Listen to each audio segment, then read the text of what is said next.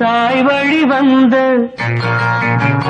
தங்கங்கள் எல்லாம் ஓர் வழி நின்று நேர் வழி சென்றால் நாளை நமதே.